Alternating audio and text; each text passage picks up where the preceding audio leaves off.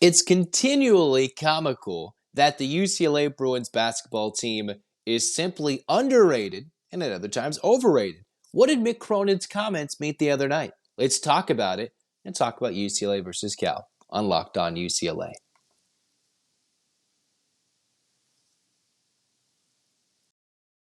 You are Locked On UCLA, your daily podcast on the UCLA Bruins. Part of the Locked On Podcast Network, your team every day.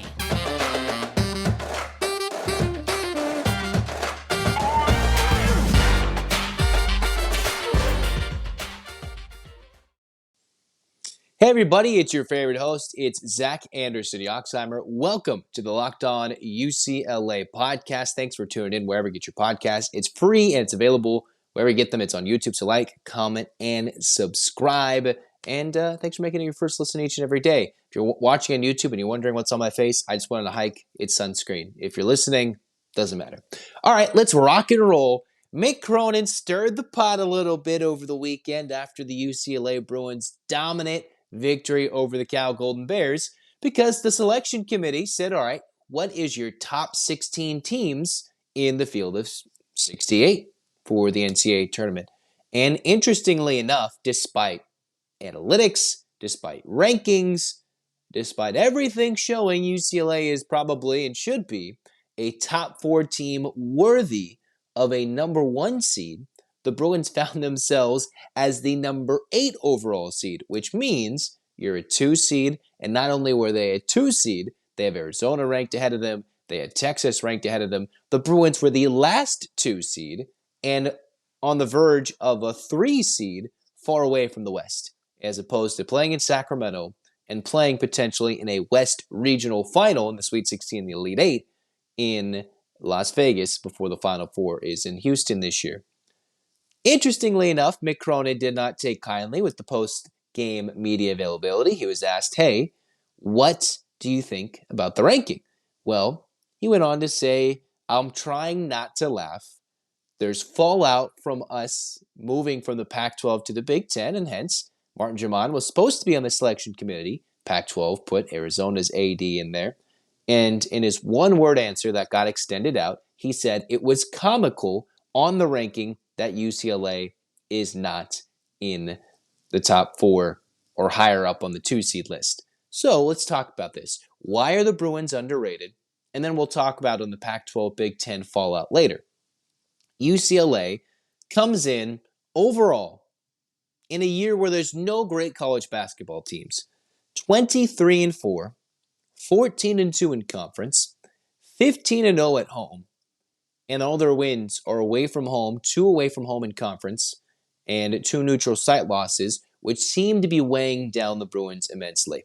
So what are the games that are hurting UCLA's chance to not only be a 2 seed in the West, but a 1 seed, a crucial 1 seed overall?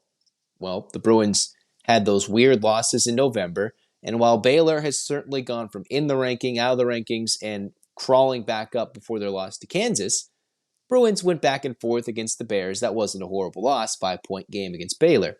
What's killing and crushing the Bruins are the leads they held against Illinois and USC by big leads in the end of the first half. 9-point lead against the Fighting Illini on a West Coast neutral site game. And then the big one against USC where the Bruins led by 12 at the half and eventually got dominated in the second half by the Trojans, getting outscored by 25. Those 2 games alone are what may be helping the cause for the naysayers across the country that say, all right, all you pollsters are putting UCLA in the top 4, and it seems like everybody adjusted to the NCAA committee because the Bruins did not move up higher from their 4 position in the AP poll, despite some movement and some losses in front. Well, despite UCLA playing Stanford and Cal, none of those will be quad 1 wins. So what's hurting the Bruins? Those 2 losses, and while the loss to Arizona is not bad, the head-to-head to Arizona. And since it wasn't, say, a last-second gimmicky last shot, Arizona held the lead for the majority of the second half, held the lead heading into the locker room at halftime. The Bruins are losing that head-to-head edge considering they don't play the Wildcats until the regular season finale in Pauley Pavilion, which could really shore up some doubts for UCLA's hopes to be a 1 seed, or at least take the 2 seed in the West away from Arizona and keep the Bruins closer to home and send the Wildcats away. So despite all the rankings, the net rankings, which have taken over from the RPI days, RPI is still used in the archaic sports that we love, like college baseball and such, but RPI has been replaced by the net, and then everybody likes to look at Ken Palm, and Mick Cronin commonly refers to the Ken Palm in terms of his offensive efficiency, his defensive standouts, and those are always some of the best ratings the Bruins have this year. One of the best defensive teams in the country, alongside the likes of Houston, who's now number 1. In the net ranking, which is what the NCAA is supposed to use in their rankings as to, all right, who's the top 4? How do you move the seed lines? Who gets what destination? The net has UCLA as a 4. And if you're not analytically inclined, it just bases all the results across the country. You have quad 1 wins, quad 2 wins, which is a similar system to the RPI, which was, all right, who have you beaten? Where? Was it at home? Was it on the road? How have other teams done? And considering the Bruins went and beat down Maryland, and Maryland just came and beat Purdue, Purdue is kind of fallen out of favor, at least in the most recent rankings, and the Bruins look a lot better with that beatdown of Maryland. Kentucky, which was supposed to be a big game, they're flirting on the bubble, maybe in, maybe off by the week. So those big games the Bruins have won haven't exactly helped them out in terms of the eye test. They haven't beaten Arizona, at least yet, in terms of your resume right now. And then there's the feedback, all right, their offense has gone weird. They lost to SC, and SC is flirting on the bubble, and they're currently, I think, in the latest projections, but they are that close, one snap of a finger away from being outside the bubble. So the SC win doesn't look as good. And the rest of the Pac-12, the Oregon wins aren't as impressive because they're out. The Utah win, they've fallen out of favor. Arizona State is flirting on trending out of the tournament. So all the Bruins wins haven't looked as dynamic as they could or they should. It's the Maryland win, and despite the Kentucky win, those are what's hurting the Bruins. But then again, you look at the team. You use the eye test. You've got one of the better players in the country who is on paper maybe 1A, 1B for battling Pac-12 Player of the Year, which we will talk about in another episode. That's not the debate we're having today. There is Pac-12 Defensive Player of the Year. There is Pac-12 Freshman or Freshmen in plural form of the year. There is all Pac-12 teams, all those things. And the Bruins have players at every position, while the post and interior, we've seen the flashes of Bona. Almost every position, the Bruins have a guy who can fill a role. The shooter veteran in Singleton, the point guard, everything they've got in Tiger. You have Jaquez, who's just criminally underrated and just a kind of an odd-sized four-man who can use his moves, undersized, and hit his shot. And then you got Bona, the athleticism in the post. Amari Bailey speaks for himself, which we'll talk about him later. So the Bruins seemingly once again are underrated, or maybe getting a dose of their own medicine for leaving into the Big Ten, which we'll talk about in just a moment. But just we'll finalize these thoughts. UCLA is being hurt by their lack of an extremely quality win, which is no fault of their own. They went to Maryland for no reason. They just said, hey, we got a game in New York. Let's go to Maryland. Kicked their butt. Went to Kentucky in New York, beat them. But it's November hurting them, and it's that SC loss hurting them. You take away one of those, you're probably ahead of Arizona maybe, although that head-to-head is seemingly holding weight at this moment. And it's those two bad losses at SC and Illinois in terms of the way it happens. Big leads, and they just completely flopped in the second half. That is the difference for UCLA potentially holding weight. Well, let's talk about the rest of Mick Cronin's comments after we tell you about LinkedIn jobs. Because maybe, just maybe, you might need some new committee members. Martin Drummond's no longer on it. It's the Arizona AD. As you need a small business owner, or as a small business owner or hiring manager, you know that your success in this calendar year depends on who you surround yourself with. What does that mean? Well, with LinkedIn jobs, they make it easier for you to hire and interview qualified candidates. They can use their social media effects. They can have they make it easier to find the qualified candidates. I'm not speaking the best of it right now. It's Simple. All you have to do is rate your applicants. They make it easier to screen your candidates. And small businesses rate LinkedIn jobs number one in delivering quality hires compared to leading competitors. That's as simple as it is. You can post your job for free for your qualified candidates. You can talk to them faster, get them quicker. Your job for free can be posted at linkedin.com/lockedoncollege. That's linkedin.com/lockedoncollege to post your job for free. Terms and conditions apply. Rumbling on for Locked On UCLA because Mick Cronin gave us lots to digest. Just in the post game alone, with the NCAA tournament selection preview, which can all slide back and forth, and UCLA beat Cal. We got to talk about all that in Locked On UCLA. We can't forget to shout out UCLA softball kicking some major butt, but that's not the part of this episode. I have 5 episodes a week, generally, at minimum. So we'll talk about softball on another day when they should be number 1 in the country. If my eyes are watering, it's because sunscreen's in my eyes if you're watching on YouTube. Either way, let's rock and roll for Locked On UCLA. Mick Cronin had a couple of other comments beyond the comical ranking, talked about the lob to the media. You guys use your opinions and talk about it. He talked about, 1, there's fallout from the move from the Pac-12 to the Big Ten. And then, additionally, kept referring to, hey, got to go talk to Martin. Go talk to Martin. I'm referring you to the administration for the rest. And that there's additional fallout because it wasn't in my decision. I'm here to coach a basketball team. But the world is changing, NIL, and interesting part, I want to kind of digest a little bit here. Payers will be played in the future. That is interesting. First, let's talk about the fallout. When the selection committee talks about ADs of different universities, and Arizona's in there, Arizona doesn't get to sit in there and, fight all day when Arizona and UCLA is discussed. Whenever the Wildcats are discussed, they go step out, and the committee has to talk about it.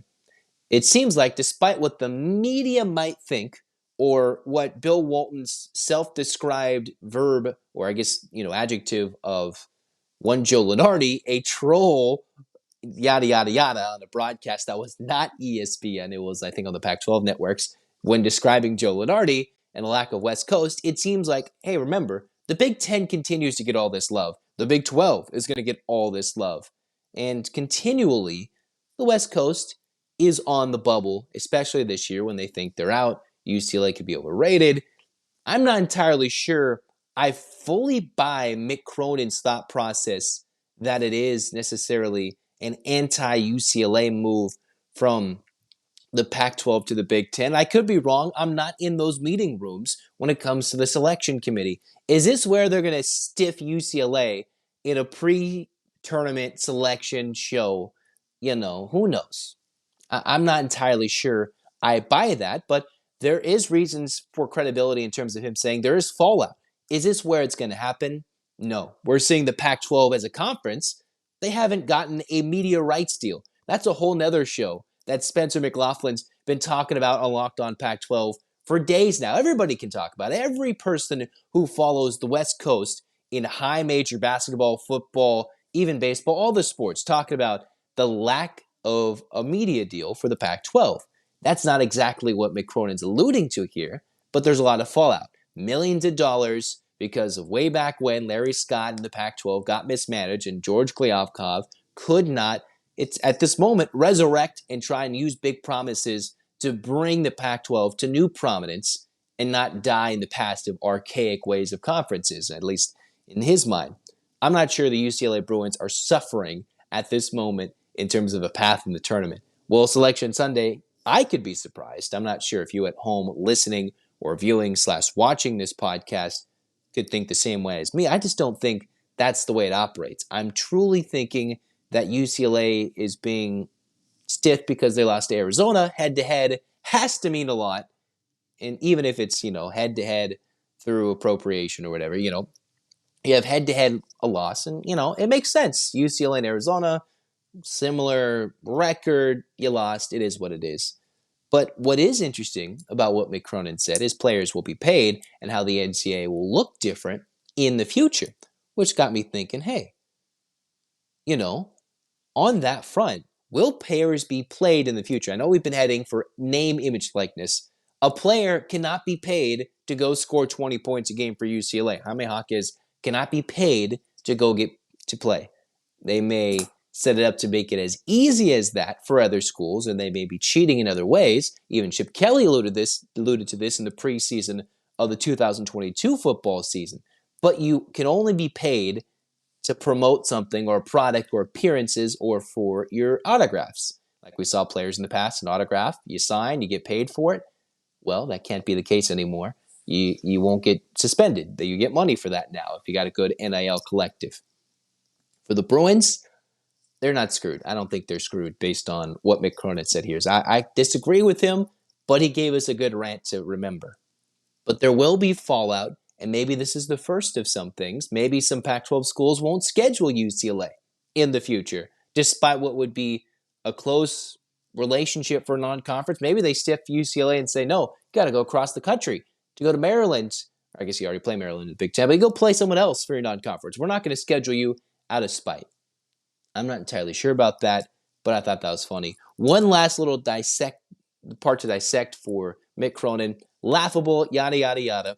He did say, we proved 2 years ago that your seed doesn't matter, which is, for the most part true, but it does depend. As an 11 seed, what the Bruins get last year, fought against Michigan State. You did get, BYU, and then, if I remember correctly, got Abilene Christian in that run. So while seeding does not matter, your 1, 2, or 3 seed, your path matters, and it gave the Bruins a fairly easy path in that tournament, which is what UCLA maybe needs more than they do a number seed. It's to play in the West. It's to have the less travel, less weary legs, considering you go from the first four. And as in 2021, that was the bubble tournament. So lack of travel, not needing to travel, and just playing basketball. Mick Cronin, who would have thought? A coach who gets his team geared to play defense and fired up? Maybe we're overlooking the Bruins, who just snuck in that tournament 2 years ago. Last year, depends on path. You had to go through North Carolina, who was that team that was playing hot in the tournament. But you had a cupcake potentially against St. Peter's in the Elite Eight to get to the Final Four and play Duke. So it is path more than it is number, which is what I agree with Mick Cronin. But again, so he thinks, whatever our number is, he'll use that as motivation. So secretly, as he said, I got a good laugh out of it. I gave you a lob to the media to go write about it, which is why we all talk about it, whether we're podcast people, yada, yada, yada, whether you're opinion writers, that's all it is. So for Mick Cronin, he gave us a lob, and we're talking about it and having a fun time. Which, you speak about being the hunters of the hunted. If UCLA's a 3 seed and gets completely screwed and has to go to the Midwest, as far away from the West, or the East, as far away from the West as possible, Mick Cronin will use it to his advantage, and the Bruins may be better off for it as long as they get a good draw. That is the most important thing. We'll talk about UCLA Cal to wrap up this episode, but not before we tell you about Built Bar, because you're going to be sitting there whining just like I will at Selection Sunday, and then dining for the rest of the week during, conference tournaments at the end of February, early March, conference tournaments the second week of March, and then 3 straight weekends, including the best weekend in sports, the 4 days of the NCAA tournament in the first and second rounds, where I'm not sure anybody who loves college basketball, if they can, will leave their couch and turn off the television for 1 second with all the games on in succession. So you got to go check out a Built Bar. You got 100% real chocolate.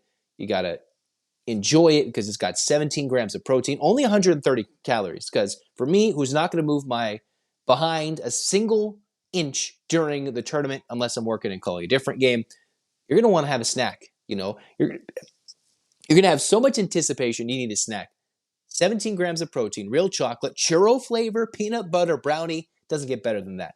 Go to Built.com, get yourself a 4-bar box. Go to Walmart, Sam's Club, get yourself a 13-bar box.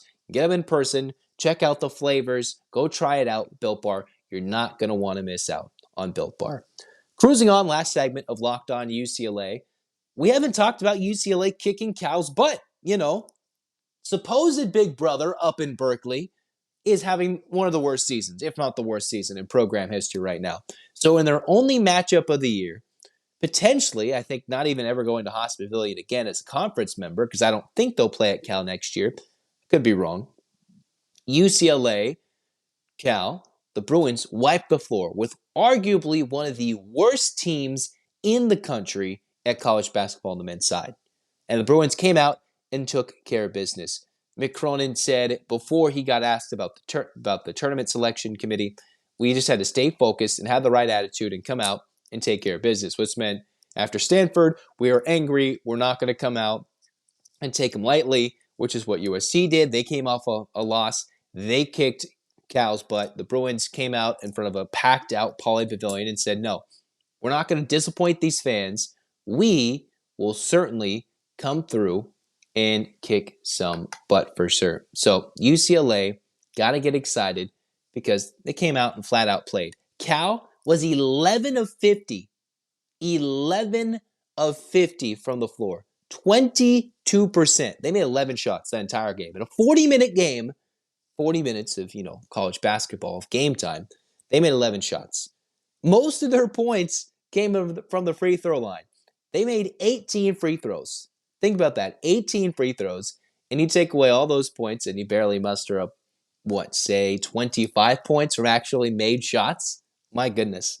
And while the Bruins didn't turn them over in ridiculous points like they've done other teams, UCLA shot well, got in the paint. They had 44 points in the paint. Of their 78, the Bruins just manhandled the Bears inside, made the majority of their free throws as opposed to the Stanford game where they completely choked at the charity stripe and almost cost them the game. And despite a light shooting night from downtown, wasn't exactly a singleton three-point shooting clinic considering the majority of the Bruins shot more. UCLA was able to use their bench. We got 17 minutes of Etienne, 16 of McClendon, got 18 minutes of Dylan Andrews. Everybody split some time. And despite Nuba and Abramo Zonka being out for an injury and an illness, which they would have gotten significant time in this one, UCLA up and down the board, did not mess around. Jaime Jaquez Jr., 20 and 8. And more importantly, and Mick Cronin talked about this, Amari Bailey coming back, feeling good after having his worst game since returning from injury after a month off for Amari Bailey against Stanford, getting benched for lack of deflections and just not being in that game against Stanford. Bailey, 16 points on better than 50% shooting, 9 rebounds, and 3 assists. He did have 40% of the turnovers for UCLA, 4 of their 10, which is what's striking him the freshman turnover bug. But Bailey played well. It was nice to see him come out and play. Jalen Clark, 13 points, 5 rebounds, 3 assists. But it was Amari Bailey that came in and out of the starting 5 had the most steals, had the most rebounds, and the second most amount of points in an almost all-around performance for the freshman. As you can talk about, Tiger's not going to have a game that's always dominant. Bona can't always save you with blocks on the back end. You got to have good defense up front. You have to have a good 2 or 3 guard that steps up and plays some good defense because in the tournament, what's going to win? You're going to have a guard that goes for 30 points and hits ridiculous step-back threes in this day and age of basketball. While Purdue's going to force it into Edey, and we'll have to see what Bona can do if they play a matchup in the tournament at any point. A lot of these games will be won with heaves at the horn for threes or whatever. You're going to need Bailey to play good defense, be a strong rebounding guard for a team that, like UCLA, that can be a bit undersized. And if Bailey's hitting his shots, that just relaxes the pressure put on the shoulders of the rest of the Bruins scoring, whether it be Clark, if he has an off game, Jaquez. But if Bailey's scoring, it is nice to see that the Bruins had their freshmen maybe take over a game in a need-be scenario upcoming in the Pac-12 tournament, or even against Arizona coming up pretty soon in the next couple of weeks. So it's nice to see there. The Bruins, they just flat out kicked their butt. They came out, an energized arena. Maybe in previous years when Pauley Pavilion wouldn't be packed and there wasn't as much buzz, UCLA would maybe have let this game a little bit closer. This time they said, nope, we're kicking their butt. It was over from when they started. Josh Lewin was fun to listen to with Tracy Murray. The Bruins were just excited, ready, and they blitzed the Bears, almost like the Trojans did. I believe 12-0 before the Bears could score. And the Bruins, I'm surprised they even let them score 40. It is what it is. The Bruins against one of the worst offenses in the country versus one of the best defenses, they proved it and flat out said, Cal, sorry, go back home. Don't even deserve to be on the floor with us this year. It can change in years in the future. This year, they didn't belong in the same league, the same conference, on the same floor. and the Bruins played like it. Nice to see. The unbeaten streak continues in Pauley. A tough matchup coming up against Utah and Colorado on the road, the mountain schools, and then they come back to play ASU in Arizona. You win all those games, you're almost a one. You should be a one seed. You win all those games, you're a one seed. Then the Pac-12 tournament comes, which could be where UCLA falls or strengthens their case to be a one seed or a two seed in the West. We'll talk about that when it comes up. Softball should be number one pretty soon. Women's basketball playing Stanford. We'll react to that because that is a huge game for women's basketball. Baseball flat out wiped the floor with Omaha. An exciting week. One of the more exciting weeks for UCLA sports, I would think, of the last weekend for anything that didn't include a championship. We're excited. Get your hands up, Bruins fans. Go make Locked On College Basketball your second listen. They are a good preview for the tournament. And I'm Zach Anderson-Yoxsimer. Signing off. We'll be back for the next episode and the next Mick Cronin rant. It was comical, but hopefully you guys had fun on this one. Hands up and 1, 2, 3, 4, 5, 6, 7, 8. UCLA. UCLA fight, fight, fight. This has been Locked On UCLA. Go Bruins.